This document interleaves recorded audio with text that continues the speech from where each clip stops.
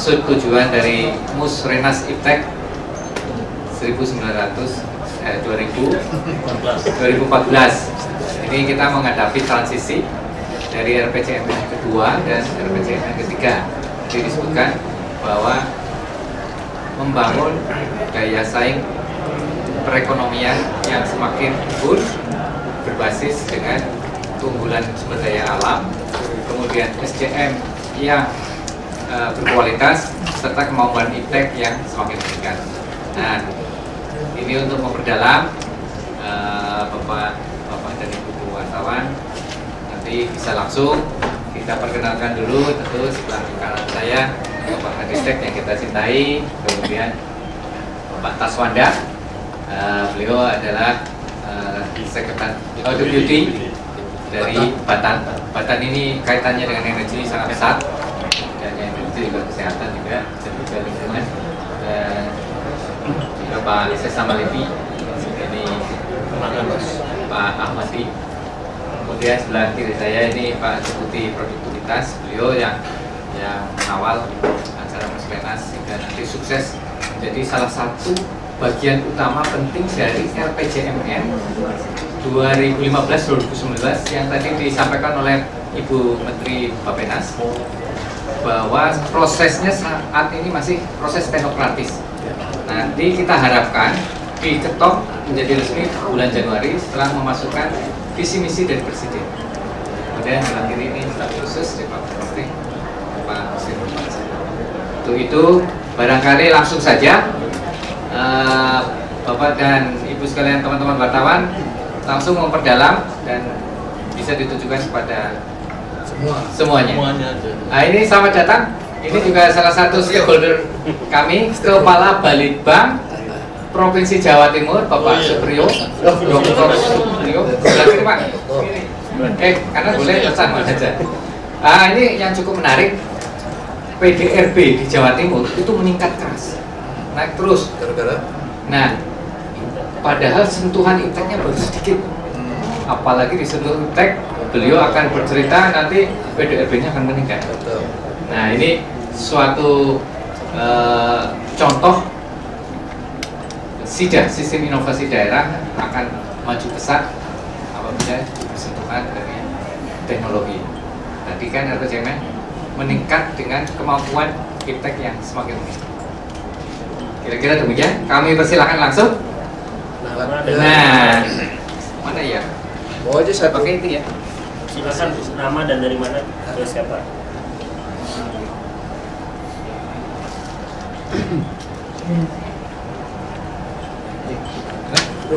Bunyi ya. Teknologi harus bagus lah. Fajar Pak dari Bang mau nanya Pak, tadi kata Bapak kan anggaran untuk BPJS itu selalu dikit ya, nah anggaran yang ideal itu berapa sih Pak untuk pemerintahan selanjutnya Pak? Langsung ya. Baik, ini pertanyaan yang mendukung kami ini. Terima kasih, Fajar ya. Fajar. Jadi memang tidak ada yang yang pasti, cuma kita mencoba melihat standar di internasional ya. Di standar internasional itu kalau kita lihat negara-negara itu saya lihat minimal 1% dari GDP-nya dana untuk bidang penelitian ya, atau pengembangan iptek 1%. Ada yang 2%, Korea mengarah 3% lebih ya. Kalau kita kan tadi saya bilang 0,09%, jadi masih kecil. Nah, itu yang kondisi sekarang. Memang di antara calon presiden kemarin ada yang menyebutkan angka akan meningkatkan gitu ya, anggaran penelitian. Saya kira ini sebetulnya tidak main-main. Kalau memang kita betul berani investasi dan penelitian, saya yakin nilai tambah itu akan terjadi. Pasti seperti itu ya. Daerah-daerah yang sudah kami bina, yang betul-betul mau secara intensif menerapkan iptek itu, ternyata dia ada peningkatan seperti itu. Ini sudah terbukti gitu. Contoh lain misalnya yang sederhana, Pekalongan itu setelah menerapkan ICT dalam pemerintahan yang dinamakan dengan EGAP itu, government, Itu bayangkan, setiap tahun tuh belasan miliar bisa efisien uang. Itu kan bisa digunakan untuk yang lain kan gitu kan. Kalau kita nanti susah urusan menggali dana, dari segi efisien kita bisa dapat dana itu. Nah oleh karena itulah kami di Kemenristek ini sudah terbiasa mungkin uangnya kecil itu, kami tidak ingin frustasi, tidak ingin putus asa. Kami mencari jalan lain, misalnya membentuk konsorsium. Jadi dalam konsorsium ini setiap anggota berkontribusi dana. Sehingga kalau kami nanti di Ristek punya katakanlah 100 miliar, karena kita membentuk konsorsium, masing-masing kontribusi, akhirnya uangnya bisa lebih banyak lagi. Itu yang kami lakukan selama ini. Jadi kami selama ini tidak pernah frustasi. Kenyataannya itu bisa berhasil. Jadi konsorsium-konsorsium apakah di bidang transportasi, konsorsium di bidang industri pertahanan, apakah di bidang kesehatan, itu kelihatannya sudah bisa berjalan. Saya senang di antara BUMN seperti Bio Farma itu luar biasa anunya, komitmennya, kontribusinya begitu demi untuk mendapatkan teknologi baru. Seperti yang vaksin flu burung kan sebenarnya sudah dapat kita ya, yang anunya tuh, ya, nursery-nya apa itu ya. Ya, jadi itu kalau nanti suatu saat meledak itu bisa kita produksi secara banyak, ya sudah siap. Juga di bidang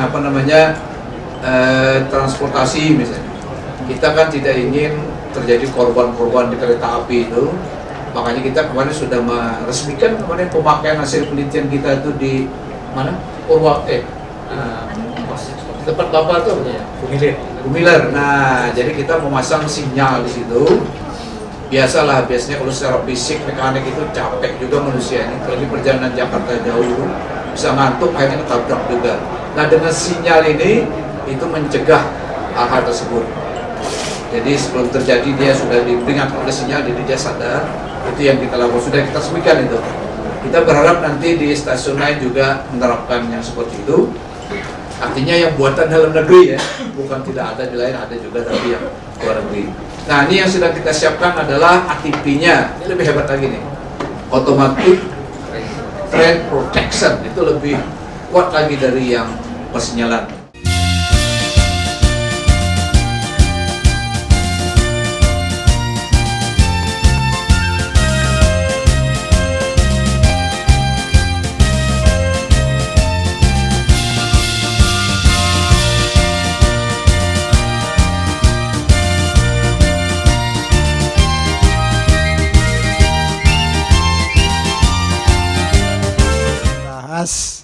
Kepada apa yang sudah kita hasilkan pada Pramusresnas 1 dan 2. Tetapi masih bisa ada masukan dari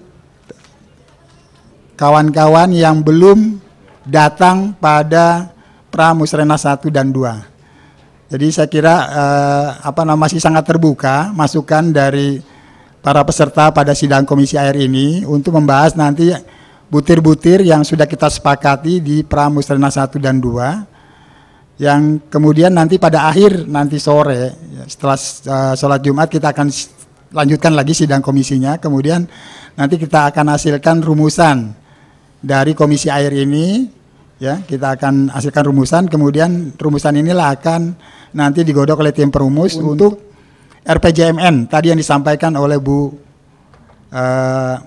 Armida ya dari Bappenas ya, atau Kepala Bappenas, Menteri Perencanaan Pembangunan Nasional, yang tadi sudah menyebutkan memang 3 itu yang butirnya adalah pangan, energi dan air. Jadi ini yang akan kita hasilkan pada sidang Komisi Air pada hari ini. Ya, saya hormati peserta-peserta yang hadir lainnya. Assalamualaikum warahmatullahi wabarakatuh. Selamat pagi, salam sejahtera bagi kita semua. Kita perlu menyambut baik mengenai pertemuan hari ini, bahwa untuk mengenai Musrennas ITEK khususnya di bidang ketahanan air. Dan kalau bicara ketahanan air, sebetulnya kita harus melihat ada 2 hal, yaitu konservasi SDA, konservasi sumber daya air, dan juga pendaya-gunaan sumber daya air. Jadi kalau bicara ketahanan sumber daya air ya, Dan di sini kita duduk bersama-sama adalah untuk membangun konsensus dan komitmen dalam penyelarasan perencanaan kebijakan, program, kegiatan, dan pengembangan fintech. Kemudian memperluas jaringan dan kerjasama antar pemangku kepentingan dalam rangka penguatan sistem informasi nasional. Dan di sini juga kemudian di sasaran lainnya adalah yang harapan dicapai adanya kesepakatan bersama dalam strategi pemecahan berbagai masalah atau isu strategis nasional dalam bidang fintech yang terkait dengan kemandirian pangan dan energi serta ketersediaan dan pendayagunaan sumber daya air. Kemudian sasaran yang kedua adalah bisa dicapai kesepakatan bersama untuk mengatasi berbagai persoalan sebagaimana nutur 1 di atas dengan dukungan dan sinergi implementasi dari bidang-bidang prioritas pembangunan fintech. Kemudian sasaran yang ketiga adanya kesepakatan bersama dari butir 1 dan 2 di atas yang dituangkan nanti secara legal dalam sebuah kebijakan nasional RPJMN, Jakstranas Fintech, dan agenda riset nasional tahun 2015 tahun 2019. Saya singkat aja sekarang, tadi udah ngobrol-ngobrol dengan Pak Wayan, saya singkat saja untuk mengantarkan pembicaraan diskusi nanti. Tapi terkait dengan ketahanan air, pendayagunaan SDA adalah bagaimana kita penyediaan dan pengelolaan air baku. Jadi fokusnya ke situ, dan sebetulnya pendayagunaan ketahanan air ini atau gampangnya ketahanan sumber daya air ini sebetulnya bisa mendukung krisis-krisis yang tadi disampaikan adalah krisis pangan dan krisis energi. Ada beberapa hal yang bisa dibantu dengan sumber daya air. Demikian mungkin pengantar dari saya, mungkin bisa ke arah diskusi yang lebih tajam lagi. Dan di sini sudah didukung oleh Pak Samsul Bahri, belum datang ya? Pak Samsul Bahri sudah datang? Belum ya? Kepala Biro Perencanaan BPT belum ya? Oke. Ya, terima kasih Pak Waskito Pandu. Baik Bapak Ibu sekalian, kita masuk ke dalam agenda kedua ya, yang merupakan pemaparan hasil capaian kita di dalam Pramusrena 1 dan 2. Bagi Bapak Ibu sekalian yang belum pernah hadir pada Pramusrena 1 dan 2, mungkin bisa nanti menyimak paparan yang ada di sini. Terus coba. Nah, jadi Bapak Ibu sekalian, pada Pramusrena 1 dan 2 ini kita sudah membahas tentang isu-isu yang penting di dalam air ini apa saja. Ini berdasarkan masukan pada Pramusrena 1 dan 2, ini kita ada sekitar 5 isu ya yang harus kita selesaikan di dalam komisi air ini.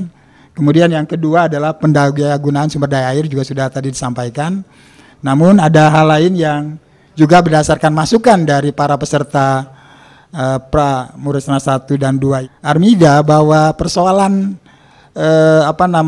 mengatasi persoalan dalam satu sektor itu tidak hanya dari sisi teknis, tetapi juga melibatkan juga regulasi dan juga kelembagaan. Dan saya kira kita sudah menampungnya di dalam isu-isu yang kita perlu selesaikan ya. Jadi yang keempat tadi adalah kelembagaan air, dan yang kelima tentang SDM. Jadi ini isu-isu di dalam air yang perlu kita selesaikan paling tidak 5 tahun ke depan. Jadi Bapak Ibu sekalian, saya kira pada kesempatan ini langsung saja kita masuk dalam diskusi ini dulu ya. Karena nanti di periode setelah Jumatan baru kita masuk ke dalam program dan kegiatan lebih teknis. Jadi mohon Bapak Ibu sekalian bisa menyampaikan apakah isu-isu ini cukup ya. Yang artinya cukup untuk kita bawakan di dalam 5 tahun ke depan, bahwa inilah yang harus kita selesaikan di dalam mengatasi permasalahan air, terutama yang dari daerah ya. Saya kira barangkali belum juga begitu banyak yang kemarin datang, hanya beberapa Balitbangda, dan sekarang ini kita undang semua Balitbangda. Mudah-mudahan isu air ini juga merupakan juga isu yang urgen di daerah-daerah begitu ya, sehingga apakah ini juga lima-limanya ini juga merupakan isu yang penting bagi daerah juga kita juga mengundang dari perguruan tinggi. Silakan Ibu.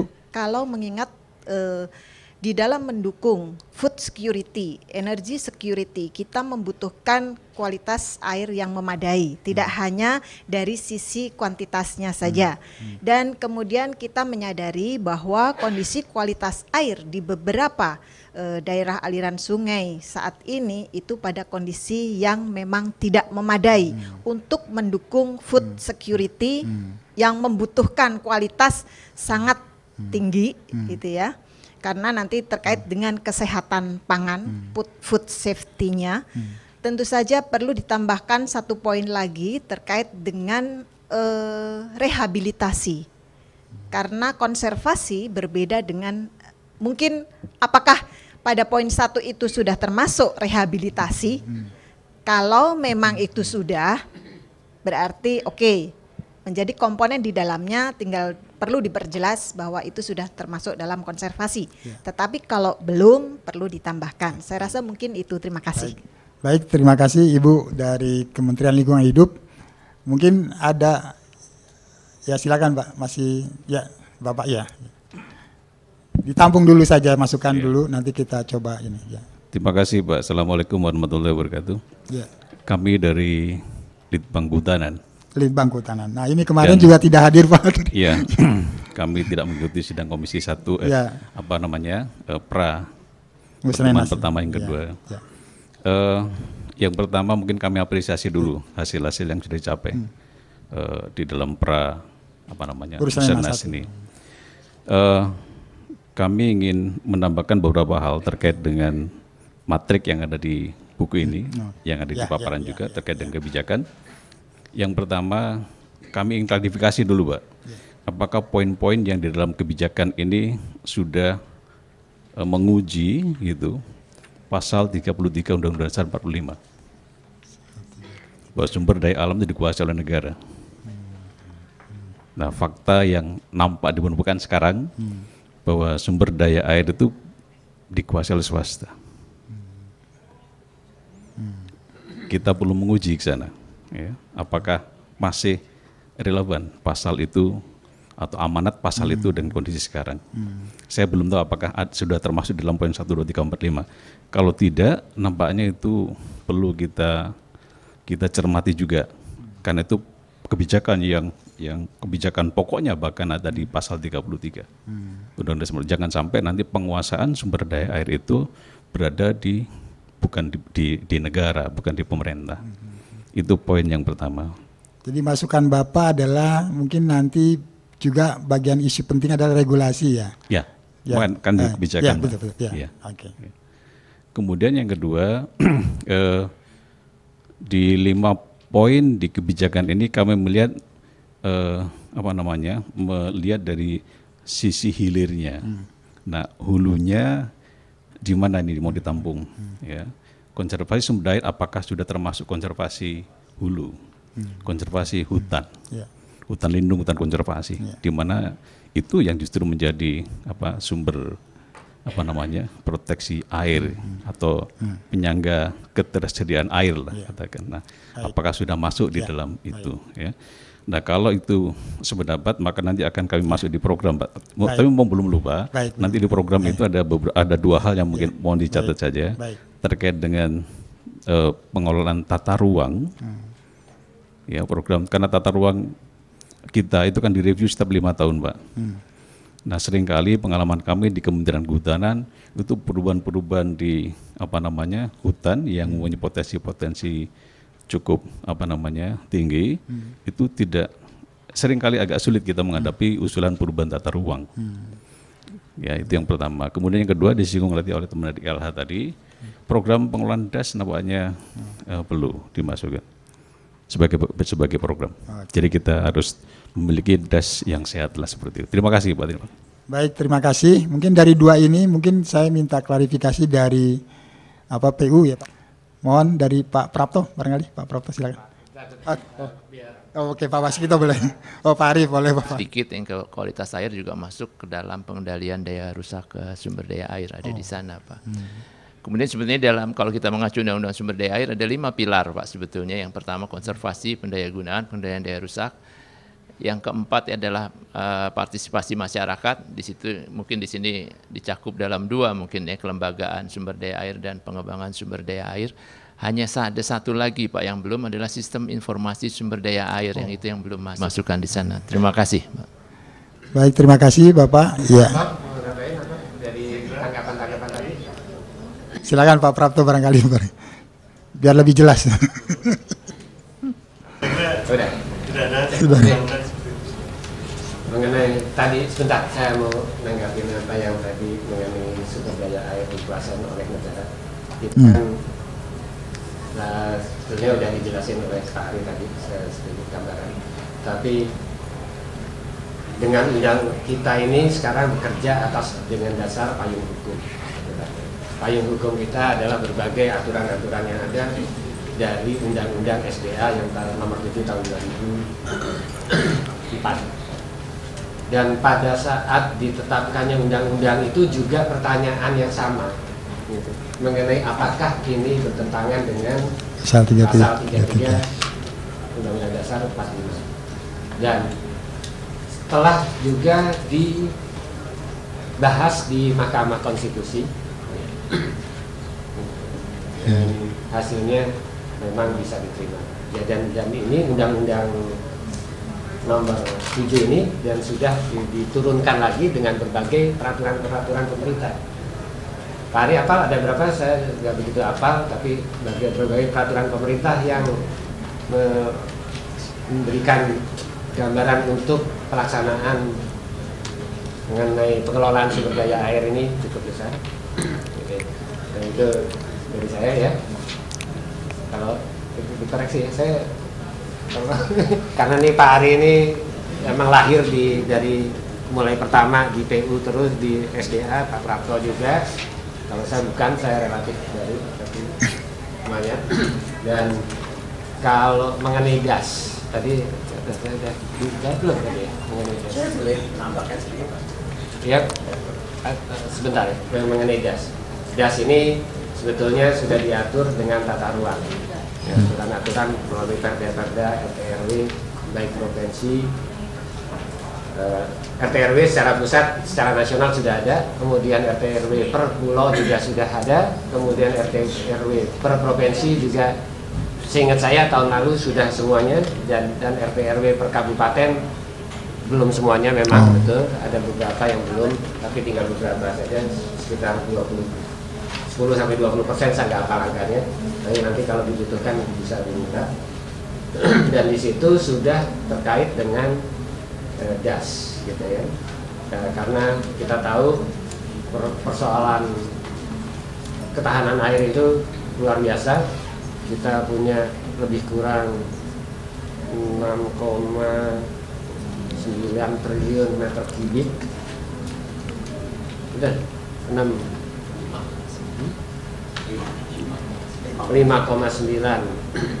triliun meter kubik, dan itu pun baru berapa persen saja yang telah dimanfaatkan. Masih banyak tantangan kita untuk bagaimana memanfaatkan air yang ada di Indonesia ini, di alam Indonesia ini. Ya. Itu aja. Baik, terima kasih. Saya kira Pak Madi tadi mau ingin, silakan Pak Madi ya. Saya kebetulan juga sebagai badan pengarah penggunaan air Indonesia, tapi saya juga anggota Dewan Sumber Daya Nasional. Saya ingin meluruskan sedikit, menguatkan yang dimakan Pak Ari tadi. Memang sebetulnya kalau kita melihat tadi, ibu dari lingkungan tadi, itu sebetulnya di dalam konservasi itu sudah. Jadi kita membahasnya memang dari aspek jumlahnya maupun kualitasnya. Jadi kalau ibu mau masukkan program lingkungan itu ada di situ. Jadi tidak masalah. Kemudian yang kedua mengenai gas. Gas ini memang ulet Pak waktu itu, karena dari kehutanan ada undang-undang kehutanan.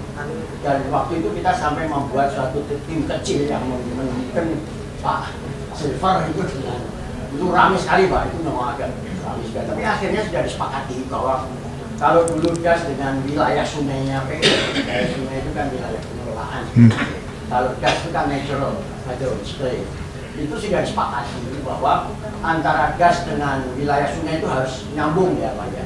Artinya tidak boleh ada gas yang tidak masuk dalam wilayah sungai. Waktu itu masih kacau. Ya, akhirnya satu wilayah sungai itu bisa terdiri dari 1, 2, 3 das. Tapi nanti semuanya itu sudah ditetapkan dengan keputusan presiden juga. Itu ada 131 wilayah sungai. Di mana semua das itu tidak ada yang lolos.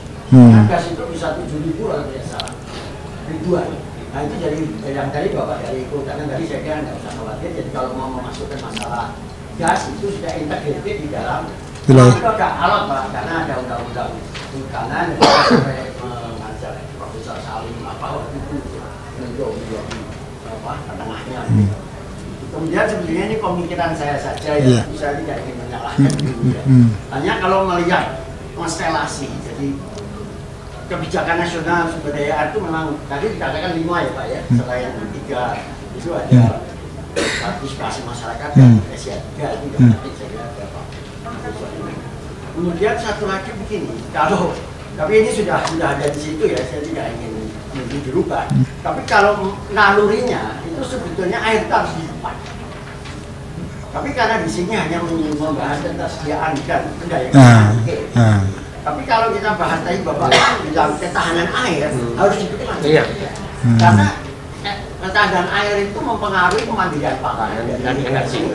Kemudian mempengaruhi energi dari PLTU. Misalnya kan sedang dalam RPJM ini kan akan dipercepat pemanfaatan infrastruktur sumber daya air untuk PLTA.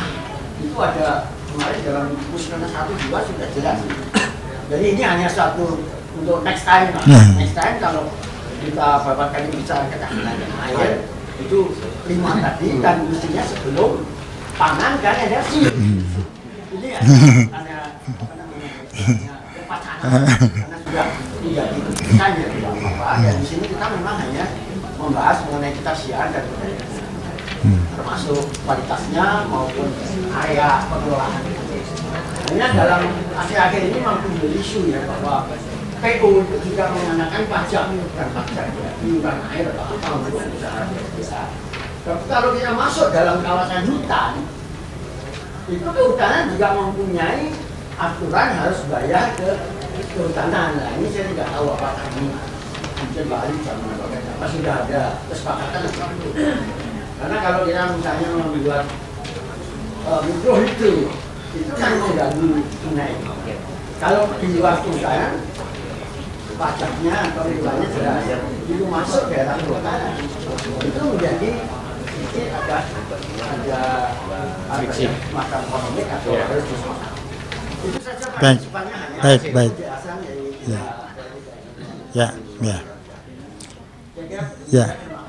Ya, terima kasih Pak Madi. Jadi saya kira tadi dari masukan Pak Ari ada meminta bahwa ada tambahan tentang sistem informasi sumber daya air. Saya hanya ingin melontarkan kepada Bapak Ibu sekalian, apakah sistem informasi sumber daya air ini kita masukkan ke dalam isu kebijakan? Karena di dalam nanti kita lihat nanti di dalam program itu sudah akan ada gitu ya. Apakah itu hanya kegiatan atau satu isu yang memang strategis dan diangkat ke tingkat lebih makro begitu. Silakan Ibu dari lingkungan hidup. Ya. Karena bagaimanapun juga pembangunan ke depan ini adalah di RPJMN-nya ada komponen kegiatan yang menyebutkan sustainable consumption dan production. Nah, untuk mendukung itu di dalam pembangunan ekonomi kita, kebijakan sistem informasi tentang tidak hanya kondisi kualitas air, tetapi juga bagaimana sumber daya air kita mendukung di dalam proses pembangunan ekonomi itu sangat penting. Apalagi mengingat kondisi sekarang sangat lemah gitu. Jadi pada saat suatu saat pemerintah mau mengembangkan kebijakan ekonomi seperti apa, daya dukung airnya seperti ini, itu harus sudah ada. Sekarang kita belum sampai ke sana, tapi ke depan harus sampai ke sana. Dan juga nanti dengan energi harus seimbang. Baik, terima kasih Ibu. Bapak dulu yang di belakang udah nunjukin. Ya, silakan Pak. Ya, silakan Bapak dulu. Saya dari BMKG Pak. Dari? BMKG, oke. Jadi kalau kita bicara perencanaan ke depan ini kan Judulnya perencanaan, Pak. Iya, betul. Perencanaan saya nggak tahu nih apa 1 tahun apa 5 tahun, Pak. Hah? 5 tahun. Nah, 5 tahun, Pak. Jadi kalau kita lihat perencanaan itu tidak mungkin tanpa kita melihat apa namanya proyeksi dalam 5 tahun ke depan. Nah, di sini saya lihat yang salah satu masalah untuk proyeksi dan sebagainya itu adalah isu perubahan iklim. Jadi tidak mungkin tidak masuk kalau kita bicara masalah perencanaan gitu. Karena memang itu secara tematik itu agak overlap karena akan masuk di semua bidang tersebut. Tetapi tanpa menyebut masalah iklim, karena memang air di kita itu kalau dibanding negara lain melimpah, Pak. Tetapi distribusi temporalnya itu tidak teratur, variabilitasnya tidak stabil. Nah itu jadi perlu adanya masukan dari informasi. Tadi juga sudah disampaikan Pak Ari, kita sudah mengembangkan SIH3, Sistem Informasi Hidrologi, Hidrogeologi, dan Hidrometeorologi. Salah satu nanti unsur-unsur dari iklim itu akan masuk secara dinamis. Nah kalau ada masuk secara dinamis ini, kita bisa mengontrol dalam 3 bulan ke depan apakah kita perlu melakukan tindakan apa dan sebagainya. Seperti sekarang ini kan isu katanya El Nino, ternyata kemarau basah gitu. Nah itu kan perlu diupdate terus, Pak. Informasi-informasi itu bukan hanya dalam sistem informasinya, nanti itu masuk itu harus diupdate secara terintegrasi dan kontinu. Jadi ini kita harus melihat ke depan. Jadi bukan bicara perubahan iklim tahun 2100, bukan. Ya mungkin ya kalau bisa kita mempunyai sistem yang bisa membaca tanda-tanda iklim 3-4 bulan ke depan gitu. Nah seperti itulah. Jadi unsur-unsur itu saya rasa akan penting, bukan hanya di air, nanti juga di pangan. Saya melihat ini di pangan kok nggak ada masalah iklim. Gimana caranya petani nanam tanpa mengerti iklim itu nggak mungkin saya rasa. Nah terutama air ini juga, Pak. Secara jumlah kita berlebihan, tetapi dalam variasi temporalnya tidak merata. Makasih, Pak. Baik, terima kasih Bapak dari BMKG. Ibu Tusi, silakan Bu Tusi. Terima kasih, saya dari BPPT, Pak. Saya ingin menanggapi tadi yang tentang sistem informasi. Saya kira saya juga sangat setuju itu masuk ke dalam kebijakan karena di dalam kegiatannya itu memang sudah ada sistem informasi. Dan memang kalau kita melihat di dalam sasaran yang tadi disampaikan pada awal diskusi ini, salah satu sasarannya kan dalam rangka mencapai kesepakatan bersama dalam strategi pemecahan masalah, kemudian mengatasi persoalan. Saya kira salah satu tools yang sangat penting adalah sistem informasi. Dan kita tahu bahwa berbagai lembaga sebenarnya sudah menangani permasalahan air. Bahkan saya rasanya beberapa tahun yang lalu itu juga sudah ada kesepakatan 11 menteri atau berapa, kalau nggak salah saya pernah hadir di PU itu dalam rangka air juga. Tetapi rasanya belum berjalan dengan baik. Nah, diharapkan dengan adanya sistem informasi yang sifatnya saling keterbukaan, apa yang telah dilakukan itu kemudian kita tidak memulai sesuatu dari nol, tetapi kita bisa memulai sesuatu dari apa yang ada sekarang sehingga dengan kesepakatan bersama sehingga bisa dilakukan bersama-sama. Jadi isu kebijakan di bidang sistem informasi ini sangat penting. Terima kasih, Pak. Baik, terima kasih. Ya, silakan satu lagi sebelum saya. Ya. Terima kasih. Ya. Saya Aris Gabul dari Direktorat Jenderal Kelautan, Pesisir dan Pulau-Pulau Kecil. Kemudian diminta hadir untuk mewakili dari perwakilan Direktorat Tata Ruang Laut. Ya. Jadi di sini pesan pimpinan bahwa mohon disampaikan bahwa kita perlu dukungan riset yang khususnya untuk alokasi ruang laut, di mana Undang-Undang Nomor 1 Tahun 2014 yang baru diterbitkan itu salah satu syarat untuk mengeluarkan izin lokasi di laut itu harus ada rencana zonasi. Nah, sementara rencana zonasi ini perlu alokasi ruang dan ini diperlukan data dan informasi.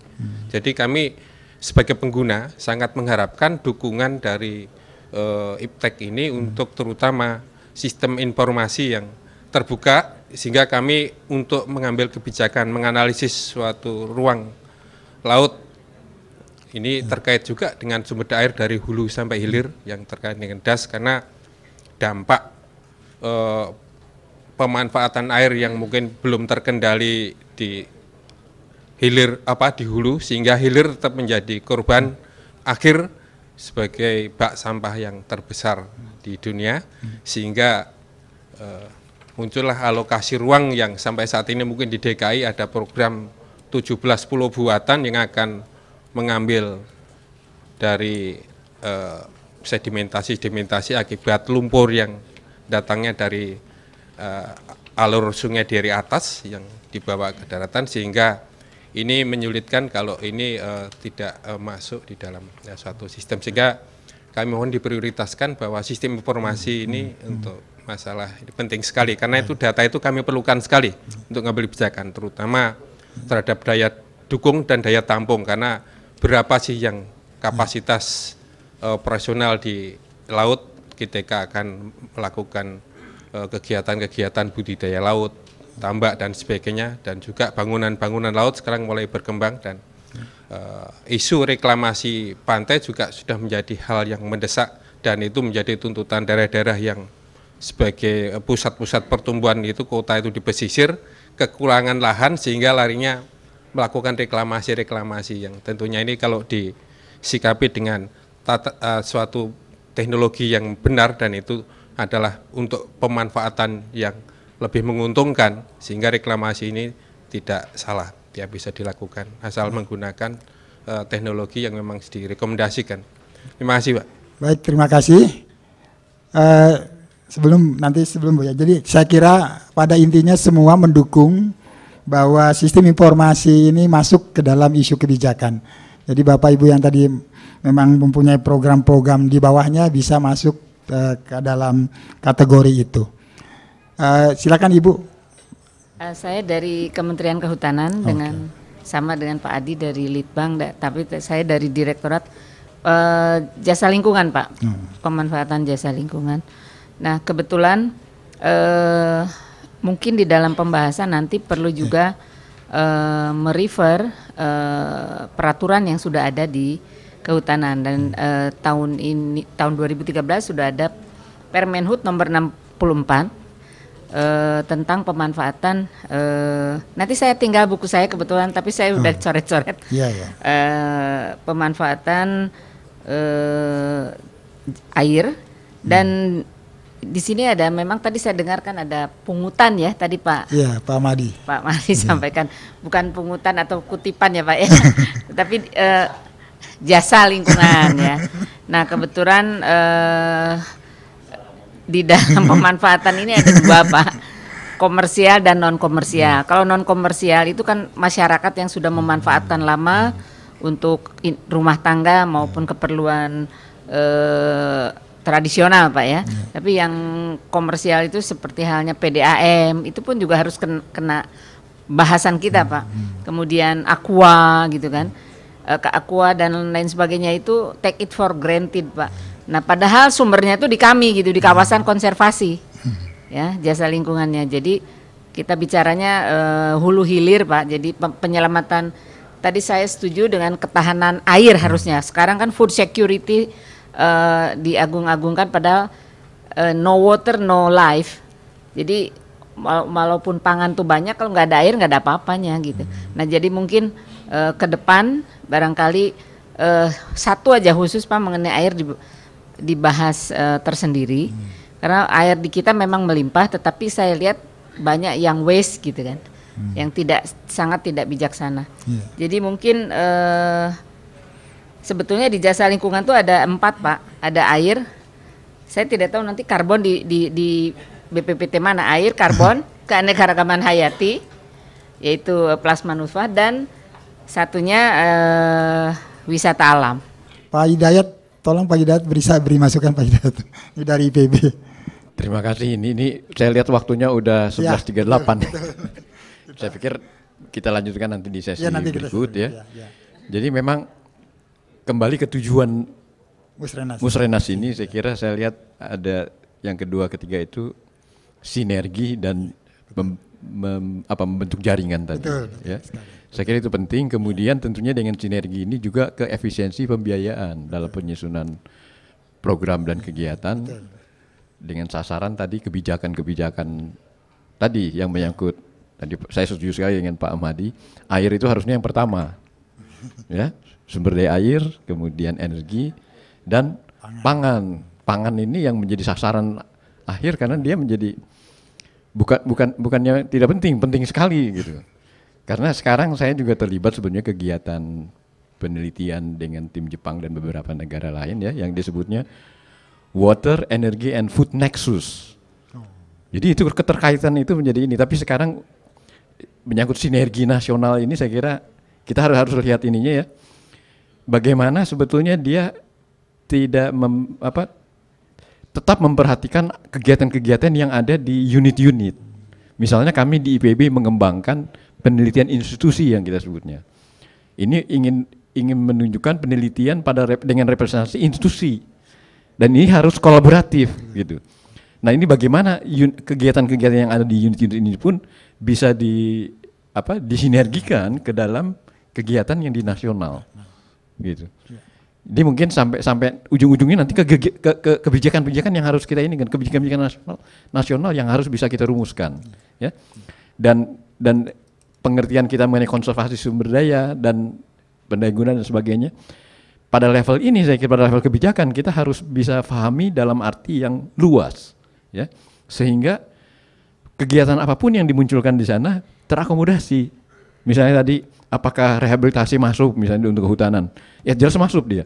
Bukan hanya rehabilitasi tapi juga restorasi dan sebagainya. Kita bisa lihat perkembangan di negara maju, Jepang, Korea misalnya. Restorasi sungai misalnya. Itu menjadi sesuatu yang sangat menggairahkan dan masyarakat itu menyambut begitu besar gitu ya. Sehingga bagaimana nih payung kebijakan nasionalnya? Mungkin seperti itu. Nanti kita diskusikan lebih lanjut saya kira. Terima kasih Pak Budiarso. Baik. Terima kasih Pak Hidayat. Saya kira karena waktunya sudah, nanti kita lanjutkan lagi Bapak. Jadi nanti kita lanjutkan setelah sholat Jumat dan istirahat makan siang. Jam 1 kita lanjutkan, ya jam 1 kita lanjutkan. Jadi Bapak Ibu sekalian yang nanti yang mau sholat ada masjid ya, di lantai 2. Kemudian untuk makan siangnya di auditorium. Untuk makan siangnya tadi di auditorium tadi yang dibuka oleh Menteri Ristek dan Bu Armida. Saya kira demikian sementara yang bisa kita diskusikan. Nanti kita lanjutkan pada sore hari. Terima kasih atas perhatian. Wassalamualaikum warahmatullahi wabarakatuh. Ya, yang penting mewakili kementerian. Setuju mengenai sistem informasi. Betul. Karena sistem informasi ini selalu hanya berdasarkan kepentingan masing-masing. Ya, betul. Jadi karena itu kita duduk di betul. Untuk mensinergikan. Betul. Masing kepentingan kalian tuh Pemda ya. untuk data apa sih?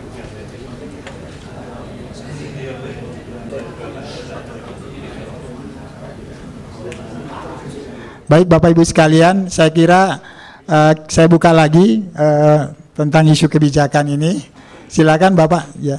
Saya Halim dari 8 Pak. Saya ingin menyoroti sebenarnya atau lebih juga mendukung sistem informasi tadi Pak.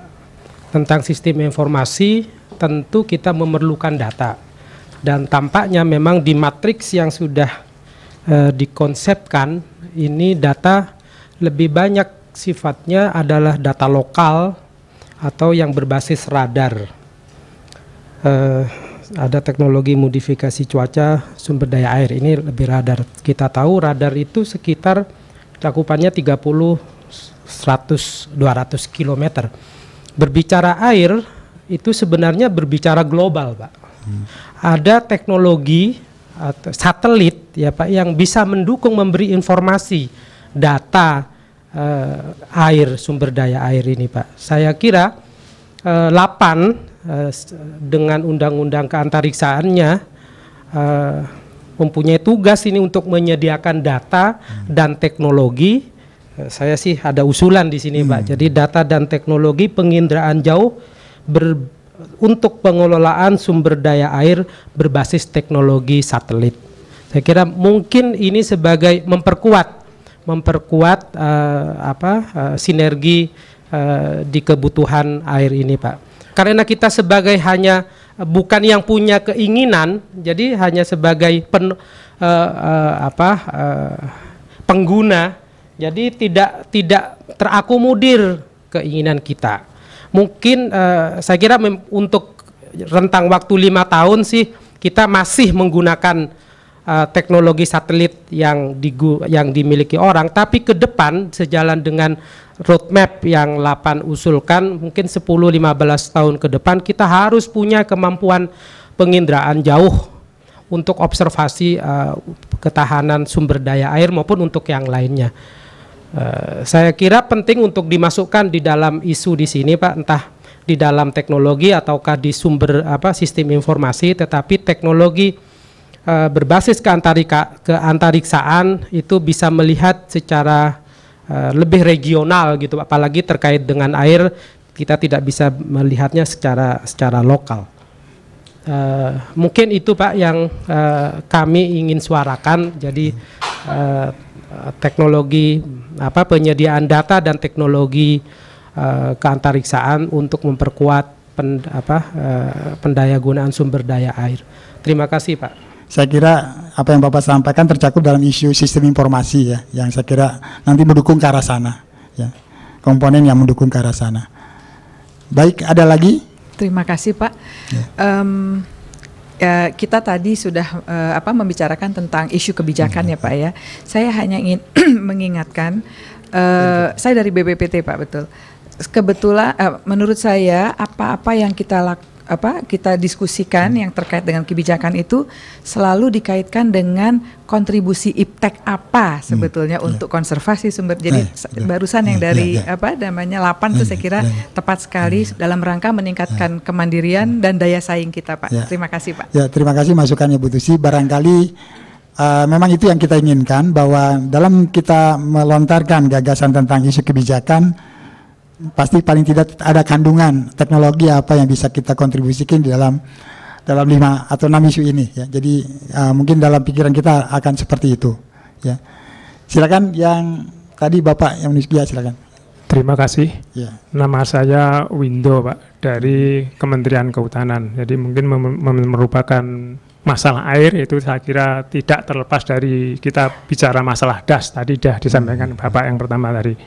Jadi selama ini yang dulu itu sepertinya masalah DAS sama WS itu jadi masalah, saya sekarang sudah tidak, jadi sudah menyatu lah Pak, kira-kira itu.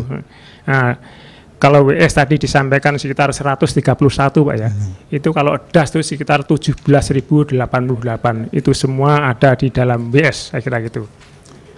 Ya. Kembali ke masalah air atau DAS, bahwa kita itu semuanya kalau bicara masalah DAS air berlindung atau payung hukumnya ada di Undang-Undang Sumber Daya Air nomor 7 tahun 2004 masalah. Kemudian ada beberapa PP turunannya, kemudian ada lagi PP 37 tentang pengelolaan DAS, terus masih ada lain lagi yang mengenai kebijakan dan lain. Nah, sudah ada beberapa PP, ada undang-undang, tapi masalah kontinuitas kualitas sama kualitas itu sampai sekarang masalah itu masih bermasalah. Ya, sampai sekarang ini masih belum tuntas terselesaikan, sehingga menurut kami itu perlu ada kebijakan-kebijakan di tingkat atau di level bawah Pak. Nah, contohnya selama ini yang pernah dibangun mengenai kebijakan atau peraturan di level bawah itu perda mengenai pengelolaan DAS. Nah, itu selama ini yang sudah terbangun itu ada di NTT, kemudian Bali, kemudian Provinsi Riau, sudah ada 4 Pak. Sehingga daerah-daerah lain pun saya kira perlu juga untuk membangun atau membuat perda. Kalau sudah masuk ke dalam perda, nantinya ke depan kan bisa penganggaran masalah air ini bisa masuk dalam pembiayaan APBD. Saya kira itu Pak yang penting, sehingga masalah perda ini kaitannya dengan kelembagaan air itu perlu kita fasilitasi, ya, sehingga untuk ke depan tuh masalah air ini akan lebih kuat lagi. Saya kira itu Pak. Ya, baik, terima kasih Bapak. Jadi memang dalam isu kebijakan ini di dalam konteks kelembagaan tidak hanya lembaga saja, tapi juga ada dalam komponen itu regulasi juga di situ. Ya, saya kira nanti bisa digarap secara bersama-sama sesuai dengan konteks yang dihadapi masing-masing lokasi ataupun daerah. Baik, masih ada lagi masukan selain 6 isu ini, kalau memang ada yang belum terakomodasi? Terima kasih Pak. Saya Aris Kabul dari Direktorat Tata Ruang Laut KKP. apakah air ini sudah termasuk air laut, air payau, air tawar? Sudah termasuk. Sudah, terima kasih. Sudah. Jadi kalau emang itu nanti kebijakan-kebijakan itu bisa masuk, karena air ini bisa datangnya dari mata air di gunung, kemudian air yang datangnya dari laut. Di Kalimantan itu sampai 100 km pengaruh air laut ke sungai itu, sehingga masih airnya masih payau sejauh 100 km. Terima kasih, Pak. Ya, jadi yang memang dari kehutanan tidak ikut pada saat KKP ya. Tidak ikut di Pramusrenas. Memang kita sudah sampaikan Pak Madi di awal bahwa di Undang-Undang Sumber Daya Air memang belum termasuk. Air laut yang di darat sudah termasuk, tapi air laut yang di laut yang belum. Nah, itu barangkali itu nanti juga masuk di dalam garapan kita ya, garapan kita ke depan. Baik, ya silakan Ibu dari Balitbangda Sumsel, Bu ya. Terima kasih Pak. Mungkin yang saya sampaikan ini sangat sederhana sekali Pak. Kita bicara tentang sistem inovasi daerah ya, sedang kita galakkan. Jadi di mana sistem inovasi daerah adalah secara gamblang seperti itu, bagaimana hasil-hasil teknologi ini dapat dimanfaatkan oleh masyarakat, kalau itu produk bisa membuat nilai tambah, bisa meningkatkan pendapatan petani maupun perajin dan sebagainya. Nah, dalam hal konteks air ini saya nggak tahu mau dimasukkan kemana gitu. Saya hanya menceritakan kegiatan kami kemarin ini yang saya kira sangat bermanfaat, di mana dari hasil musyawarah masyarakat bahwa diperlukan teknologi pengolahan air di daerah-daerah. Itu hasil rapat teknis, di mana di salah satu daerah kami di Banyuasin itu lahan gambut yang banyak sekali di situ. Jadi kalau musim kemarau, masyarakat di situ mengonsumsi air gambut. Sebagian yang untuk mencuci-cuci pakai pakaian untuk rumah tangga, tapi kalau untuk minum mereka juga sangat mahal sekali membeli air. Kami sudah mendatangkan dari LIPI dan diberi sosialisasi suatu alat yang sangat mahal. Berapa mahal sekali ya. Jadi sedangkan itu diperlukan oleh kelompok-kelompok masyarakat, sehingga kami mencarikan jalan keluarnya, bekerja sama dengan BTKL, Badan Teknologi Kesehatan Lingkungan, membuat perekayasaan suatu alat pengolahan air gambut. Jadi khusus air gambut, karena mereka mintanya seperti itu. Jadi setelah dibuat suatu alat yang sederhana, itu kami taruhkan ya, alokasikan di kelompok masyarakat di situ sehingga dimanfaatkan. Jadi air dari sungai itu mengalir ke alat itu, kemudian dialirkan ke masyarakat. Masyarakat mengambil melalui ember-ember seperti itu. Jadi sangat terasa manfaatnya, dan melihat itu bupatinya minta dibuatkan lagi untuk tahun ini 20 unit. Seperti itu. Jadi saya kira hal-hal seperti itu sangat dibutuhkan oleh masyarakat. Saya kira di Indonesia ini kan bukan di Palembang saja yang mempunyai lahan gambut ya. Mungkin tergantung situasi kondisinya. Tetapi sistem seperti itu sangat bermanfaat di lain pihak. Jadi sistem inovasi daerah yang langsung dirasakan oleh masyarakat. Jadi itu yang dapat saya sampaikan sebagai sumbang saran dari kami. Terima kasih. Apa yang disampaikan Ibu masih terkait dengan apa yang kita bahas, Bu. Jadi nanti itu disebut bagian dari kecil dari nanti akan kita bahas selanjutnya di program dan kegiatan ya. Mungkin akan muncul nanti ada pengolahan air di sana gitu ya. Iya, silakan. Ya. Terima kasih Pak. Nama saya Popi dari Balitbang Kementerian Pertanian, Pak. Saya ingin menambahkan dari 6 poin ini Pak. Jadi tadi sudah dibicarakan banyak tentang sumber daya air itu dari mana saja, tetapi belum tercover di sini. Artinya saya ingin menambahkan 1 poin lagi, kan kita harus tahu kalau yang mau dikonservasi itu seberapa. Kemudian pendaya gunaannya airnya seperti apa, sehingga saya ingin menambahkan satu permasalahannya tentang identifikasi sumber daya air, Pak. Karena penting, karena identifikasi itu menyangkut air secara keseluruhan, baik itu surface water, soil water, ground water, kemudian air payo dan lain-lainnya. Sehingga itu menjadi dasar kita, Pak, di dalam mengkonservasi, di dalam mendayagunakan, di dalam pengendalian daya rusak itu perlu data identifikasi sumber daya air. Demikian, Pak. Silakan, masih nanti kita bisa diskusi. Ya, silakan, biar ini dulu. Muhammad Sadi dari BPPT, Pak. Ya. Terima kasih. Setelah menyimak beberapa diskusi dari hadirin di sini, kami ingin menyoroti kontribusi IPTEK yang seperti disampaikan oleh Pak Ibu Tusi tadi untuk ketersediaan atau pendayagunaan sumber daya air. Sebagaimana arahan dari Menristek tadi, bahwa bagaimana kita mengelola sumber daya air itu secara berkelanjutan, Pak. Sehingga di poin 6 poin ini, mungkin saya salah, Pak ya, saya belum melihat ada di situ salah satu poin valuasi sumber daya air, Pak. Apa? Valuasi sumber daya air itu yang bisa menjamin keberlanjutan pengelolaan sumber daya air itu. Di situ kita akan bisa menghitung ketersediaan kita seberapa banyak, kemudian seberapa besar kerusakan yang ditimbulkan oleh akibat-akibat dari sumber-sumber daya air yang ada. Jadi mungkin kalau bisa diizinkan, misalnya itu disetujui, mungkin kita bisa menambahkan valuasi sumber daya air, Pak. Yang kedua, pertanyaan kedua, di sini kan acara hari ini kan musyawarah semua litbang, Pak ya. Paling tidak bagaimana peran IPTEK itu bisa kita gunakan di sini, sehingga alangkah baiknya bagaimana caranya supaya antar setiap litbang itu ada sinergi, Pak. Betul. Sinergi di sini contohnya misalnya begini, kami usulkan misalnya terkait dengan ketersediaan infrastruktur radar cuaca misalnya ya, untuk air misalnya. BMKG punya 30-an lebih lah. BPT punya 5 misalnya. Kemudian 8 juga punya. Kemudian instansi lain juga punya. Kira-kira di forum ini ada nggak yang untuk mensinergikan seperti itu, Pak? Sehingga kita bisa efisiensi di dalam memanfaatkan itu. Salah satu aplikasinya adalah PMC misalnya. Karena kalau kita tidak bisa mengkoordinasikan apa yang ada itu tidak efisien lagi, Pak, akhirnya, Pak. Sehingga kami mengusulkan di kelembagaan ini mungkin ada di situ salah satu bagian mungkin yang bisa mengurus hal-hal seperti ini, Pak. Karena dengan tidak bersinergi tersebut, BMKG punya alat tapi tidak bisa sinkron dengan ada yang alat di instansi lain misalnya seperti itu.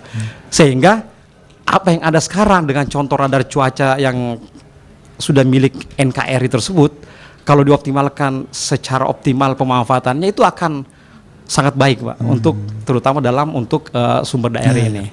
Kemudian sebagai informasi juga mungkin dari teman dari 8 tadi menyampaikan mengenai penginderaan jauh. Sebagai informasi sudah ada konsorsium nasional untuk pembangunan satelit penginderaan jauh Indonesia, Pak. Ini mungkin masukan juga, namanya INASAT. Itu di situ konsorsium, semua instansi terkait ikut di situ, yang mana dikoordinir oleh Kementerian Ristek, BPT, 8, semua pengguna ada di situ, Pak. Semua badan litbang yang di kementerian terkait itu ada di situ, sehingga apa yang dimaksud tadi bahwa penggunaan secara global teknologi penginderaan jauh itu akan bisa kita lakukan, Pak, dengan informasi tadi. Demikian, Pak. Terima kasih. Assalamualaikum warahmatullahi wabarakatuh. Baik, terima kasih Pak Sani. Yang belakang dulu Pak, satu. Ini saya kira sudah cukup banyak masukan dari Bapak Ibu sekalian. Menanggapi tadi beberapa hal, saya kira memang ada beberapa yang nanti juga akan menyinggung ke dalam program dan kegiatan. Tadi ditanyakan oleh Pak Sani bahwa nanti kita akan sampai kepada kegiatan bersama, Pak. Jadi kegiatan yang disinergikan. Bidang apa dan siapa-siapa nanti yang terlibat itu akan masuk nanti di dalam butir selanjutnya. Jadi nanti pada saat akan kita sang. Nah, cuman pertanyaan saya sekarang ini adalah apakah tadi ada masukan apakah valuasi sumber daya air ini perlu kita masukkan ke dalam isu kebijakan atau sudah terangkum di dalam misalkan kita sistem informasi, misalkan begitu ya. Tadi identifikasi sumber daya air juga mungkin bagian dari sistem informasi gitu. Kalau itu menjadi bagian, maka tentu kita nggak perlu masukkan secara eksplisit di dalam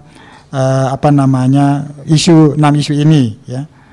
Kemudian untuk masukan tadi untuk pengembangan SDM, memang saya kira SDM konteks di sini lebih bisa kita tafsirkan lebih luas dalam konteks pemberdayaan juga, karena ini sangat terkait dengan isu-isu air ini ya.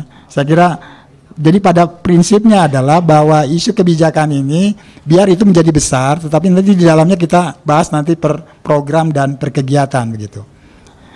Jadi dengan demikian tadi masukan-masukan itu sebetulnya sudah semua terangkum ada di 6 isu kebijakan ini, sehingga kalau memang ini sudah disepakati maka ini akan kita rumuskan nanti oleh tim perumus bahwa ini yang sudah kita sepakati 6 isu ini, sehingga nanti kita maju kepada isu berikutnya.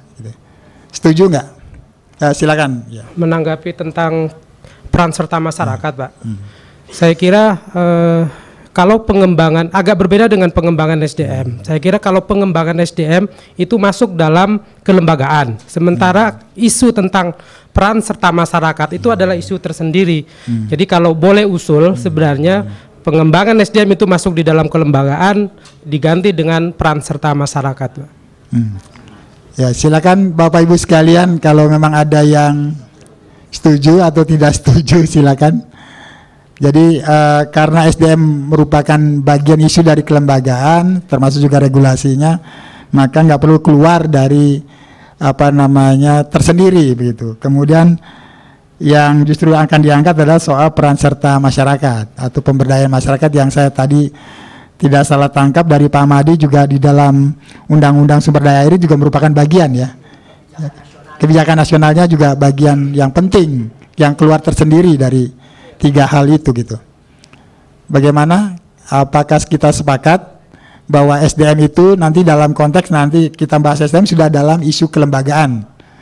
Kemudian yang tersendiri lagi kita keluar adalah soal peran serta masyarakat begitu Pak ya. Atau pemberdayaan masyarakat begitu itu ya. Yang lebih arahnya ke cocok untuk menjadi isu kebijakan begitu. Atau masalah sosial ekonomi begitu ya. Saya nggak tahu teman-teman yang dari sumber daya air ini Pak Suprapto silakan. Kira-kira masukannya seperti apa Pak? Saya kira yang tadi menyangkut peran serta masyarakat itu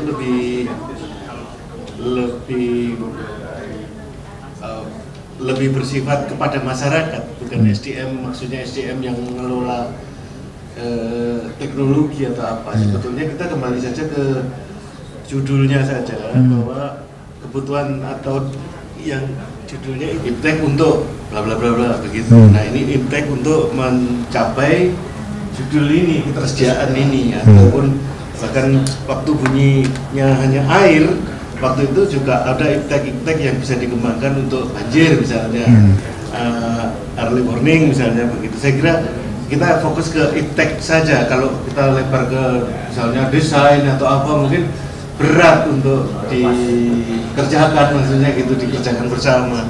Apalagi kan Litbang ya Pak ya, ini teman-temannya di Litbang juga. Bagaimanapun hebatnya isu kalau kita tidak bisa mengerjakan berat. Jadi Pak Prapto lebih cenderung tetap kepada ini ya. Kalau saya ya ke Ipteknya. Ya, konteksnya ya betul. Jadi artinya bahwa semua apa yang kita sampaikan ini ada komponen jangan lupa bahwa kita mengembangkan Iptek untuk mendukung ini semua begitu ya. Nah, Bapak Ibu sekalian, kegiatan yang kita maksud di sini adalah kegiatan yang kita bisa sinergikan bersama. Jadi kalau tadi adalah listing tentang kebutuhan teknologi yang bisa menyelesaikan isu-isu tadi, 5 isu itu.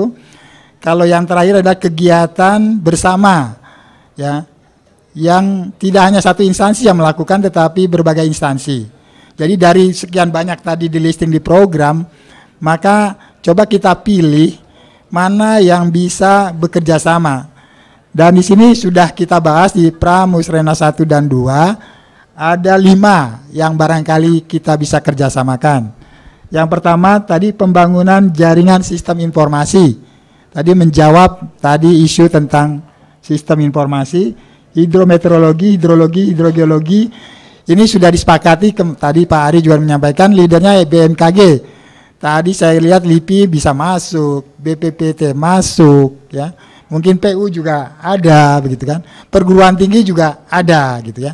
Jadi saya kira tidak keberatan kalau nomor 1 ini tetap kita pertahankan. Kemudian yang nomor kedua adalah pemanfaatan teknologi pengendalian banjir di ibu kota. Ini saya nggak tahu, ini baru PU yang bisa kita list. Adakah LPNK, LPK yang lain yang bisa ikut terlibat di dalamnya? Kemudian yang ketiga adalah teknologi modifikasi cuaca. Ini memang BPPT yang leader, mungkin usernya ada yang lain, mungkin ya bisa kata Pak Heru Widodo ini PU udah nggak mau lagi menggunakan TMC ya untuk mengisi waduk-waduk atau bendungan. Kemudian yang keempat, pemanfaatan teknologi pengendalian pencemaran air, tadi Ibu dari lingkungan ya.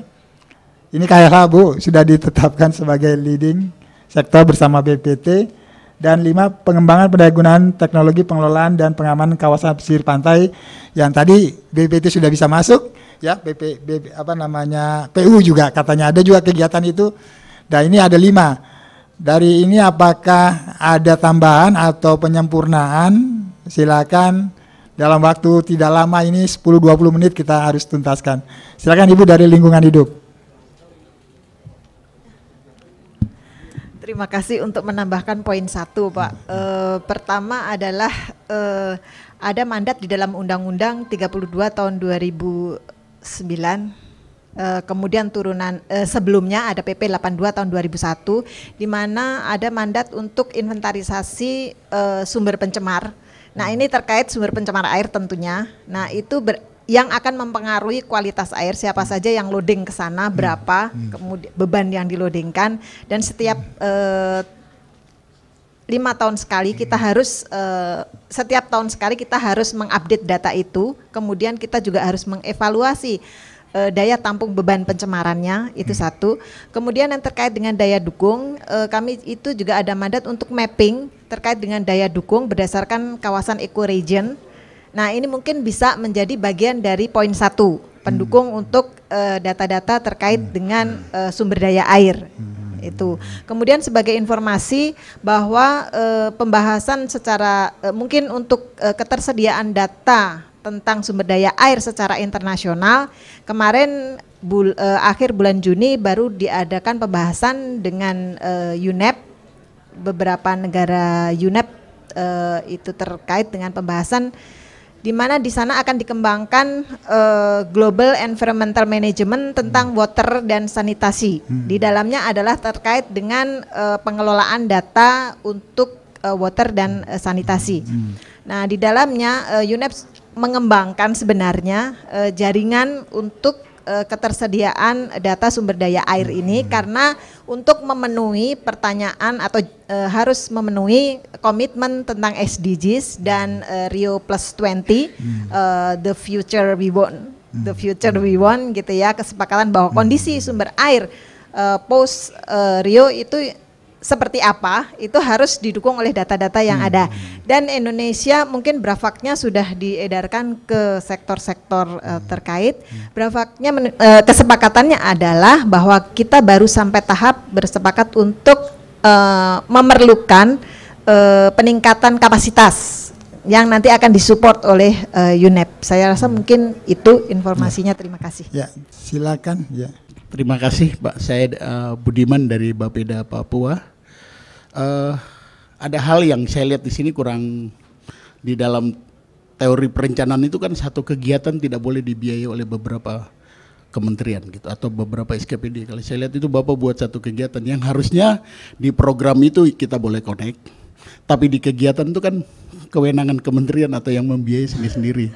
Dan kita tidak tahu dia kerja dari mana, kecuali kita koordinasi dalam pekerjaannya supaya saya dari sisi mana, mereka dari sisi. Tapi kalau Bapak tulis begini nanti jadi duplikasi pembiayaan pada satu kegiatan.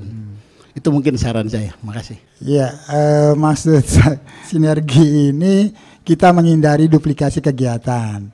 Jadi artinya tentu di hidrometeorologi mungkin bukan kompetensinya lembaga itu ya. Jadi ini sudah dibagi berkompetensinya Pak. Jadi ini menggabungkan dari berbagai kegiatan KL itu menjadi satu kegiatan besar gitu loh ya. Jadi ini pasal-pasal di ini kan. Jadi tidak ada yang duplikasi. Justru dengan menggabungkan kegiatan-kegiatan ini kita tahu bahwa kita tidak sama melakukan kegiatan dengan lembaga lain. Jadi itu Pak. Jadi justru kita ingin menghindari duplikasi. Tentu di dalam program mereka tidak mengeluarkan judul ini Pak. Ya, tetapi dia mendukung kegiatan ini gitu ya. Judulnya akan berlainan karena sesuai dengan tugas pokok fungsi masing-masing KL. Ya. Saya kira itu ya. Ada lagi yang ingin memberi masukan? Apa kita cukup 5 saja ini yang sudah merangkum kira-kira contoh-contoh saja? Karena gini, kita perlu juga ada success story dari kerjasama masing-masing lembaga ini ya. Jadi kita jangan terlalu banyak memilih kegiatan bersama ini agar supaya nanti benar-benar kita bisa laksanakan, Pak. Ya, Pak Prapto dari PU nih, terutama kan air ini leading sektornya sebetulnya PU nanti. Ya, kita dari Ristek ya, sebentar Bu. Jadi apa namanya, kita harapkan tentu Ristek hanya dari sisi koordinasi risetnya saja, sedangkan nanti yang lebih banyak berperan nanti menyelesaikan persoalan air ini ya pekerjaan umum begitu ya, leading sektornya. Silakan Ibu, ada yang mau. Terima kasih Pak. Ada kegiatan yang bisa disinergikan antar ini Pak lintas institusi Pak ya. Salah satunya adalah pemanfaatan teknologi modern atau advance teknologi untuk efisiensi sumber daya air. Kami punya teknologi nano Pak, nanoteknologi yang bisa menghasilkan hidrogel yang dia dikembangkan di lapangan untuk efisiensi pemanfaatan air di pertanian. Kemudian juga teknologi isotop, kami bekerja sama dengan Batan, deteksi potensi sumber daya air tanah. Jadi itu merupakan salah satu teknologi modern atau teknologi inovatif yang dikembangkan untuk efisiensi sumber daya air. Mungkin itu Pak. Jadi Ibu mengusulkan ada satu kegiatan bersama tentang pengembangan teknologi efisiensi sumber daya air gitu ya? Iya. Jadi selain dimasukkan aja, nanti tadi ada juga usulan di depan tadi juga. Ya, pengembangan teknologi efisiensi penggunaan sumber daya air begitu. Ya silakan. Saya ingin melisting Pak teknologi penginderaan jauh. Ya. Tadi Pak karena mungkin terlibat dengan tupoksi 8, jadi pengembangan dan pemanfaatan teknologi penginderaan jauh untuk sumber daya air Pak. Ya, apa namanya? Oke, 8 benar melakukan itu. Tetapi ada nggak lembaga lain yang bisa juga mengembangkan hal yang sama atau perguruan tinggi? Jadi datanya itu adalah 8 dimanfaatkan untuk leading sektor yang membutuhkan penginderaan jauh itu Pak. Seperti BIG misalnya atau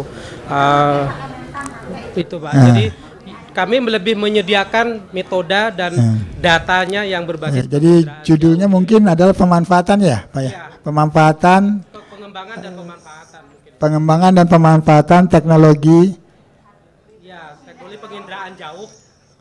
Pengembangan pemanfaatan teknologi penginderaan jarak jauh. Enggak pakai jarak mungkin yang biasa teknologi penginderaan jarak penginderaan jauh. Ya, untuk sumber daya air. Sistemnya gitu Pak. Ya. Ya, monggo Pak Prapto silakan. Pak Prapto nih mau menyempurnakan silakan. Apa ini proyek kegiatan? Mungkin kalau nomor 5 itu ditambah air gimana Pak? Maksudnya gini Pak, pengembangan dan pendayagunaan teknologi pengelolaan air saja gitu kan, pengelolaan yang nomor 5 itu boleh nggak di-inset gitu? Atau mungkin memang sudah dimaknai? Jadi pengembangan dan pendayagunaan teknologi pengelolaan air dan pengamanan kawasan pesisir pantai, mungkin lebih ke berhubungan dengan air itu Pak. Ada bunyi airnya, karena yang 1, 2, 3, 4 ada airnya, yang 5 kok nggak ada. Sumber daya air Pak. Mungkin ya. Oh, ditambah pengelolaan sumber daya air. Sama nampung RO tadi. Pengelolaan sumber daya air. Sama gambut juga di situ, air gambut. Mungkin di insert begitu kalau boleh. Ya. Sumber daya air tadi Pak. Sudah dimasukkan itu. Atau dipaskan dengan bahasa Kalau pengelolaan ya air Pak. Pengelolaan sumber daya air. Makanya tuh sumber daya air biar agak luas. Maksudnya kan di situ ada treatment, ada RO, ada limbah. Ini pengelolaan maksudnya. Membaca Inggris ada bunyi air Mas. Ya air aja kalau pengolahan. Kalau pengelolaan itu sumber daya air. Kalau pengolahan ya ada. Teknologi pengolahan. Ya oke. Kalau nanti dari LIPI gimana nih? Apa maknanya jadi berubah? apakah pengelolaan itu bisa menyangkut juga pengolahan air di dalamnya gitu? Hah? Yang dari LIPI ini yang mengusulkan judul ini. Masuk. Masuk Pak katanya.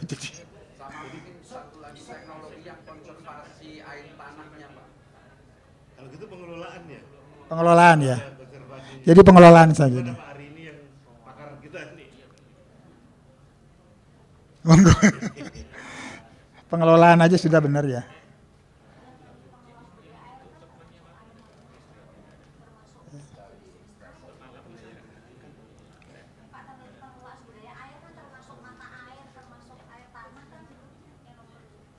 Nomor 5 itu kan. Iya. Artinya ini ingin mengakomodasikan tadi kan ada desalinasi biar bisa tertampung. Nah, tapi yang paling tahu kan yang usul. Cocok gak nih yang kita udah rubah, keberatan enggak gitu? Ya, pengembangan dan pendayagunaan teknologi, teknologi pengembangan.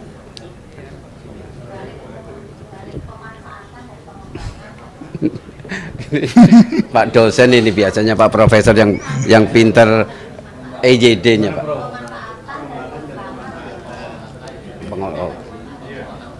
Oke Pak. Kalau air itu pengolahan. Kalau pengelolaan Nanti saya tanyakan ke ahli bahasa Pak. Monggo aja. Pengembangan dan pendayakan teknologi pengelolaan. Teknologi pengolahan, Bang. Pengolahan. Oke, kalau gitu ya udah nomor 5 diganti pengembangan pendayagunaan teknologi pengolahan air ya. Bukan pengelolaan. Pengolahan air langsung. Iya. Pengolahan air. Iya. Pengelolaan. Iya. Kan ini Pak Prapto bilang yang penting ada airnya. Ya.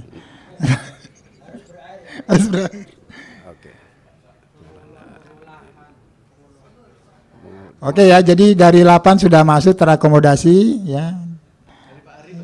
Pak Ari. Ini terakhir Pak Ari, supaya ini waktunya tinggal 5 menit lagi kita bersama. Terima kasih Pak. Saya nggak biasa detail Pak, monggo aja di sana gitu Pak ya.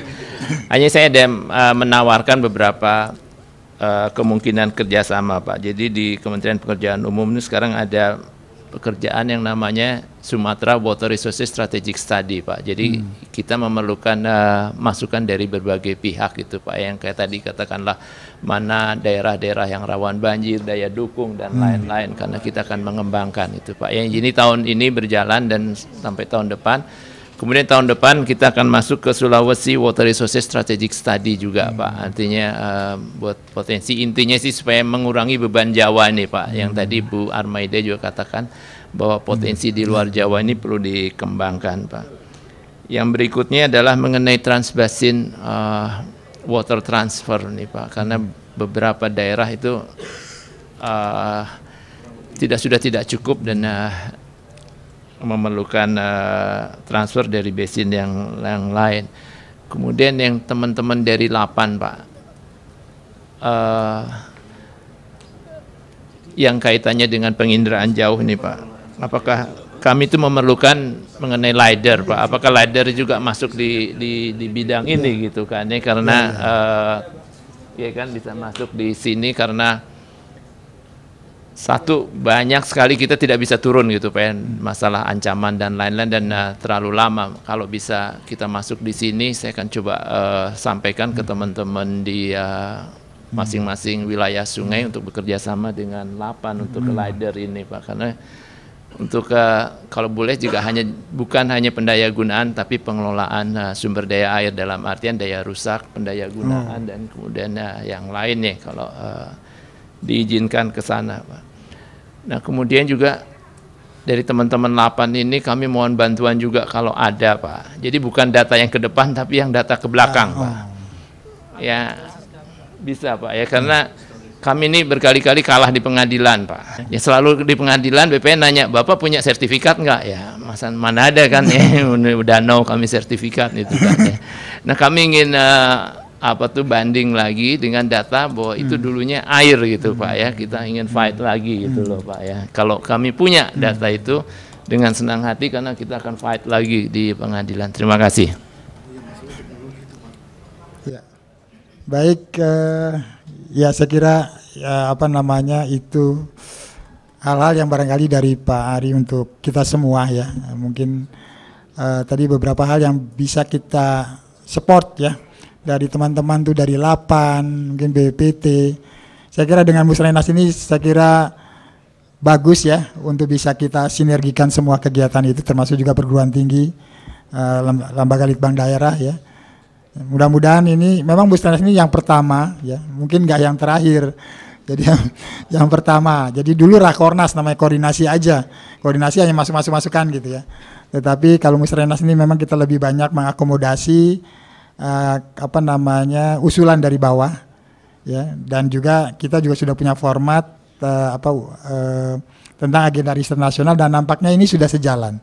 Jadi artinya apa yang kita tadi bahas dari mulai kebijakan, program dan kegiatan ini sudah inline dengan usulan kita di dalam RPJMN, kemudian Jakstranas dan agenda riset nasional khusus bidang air.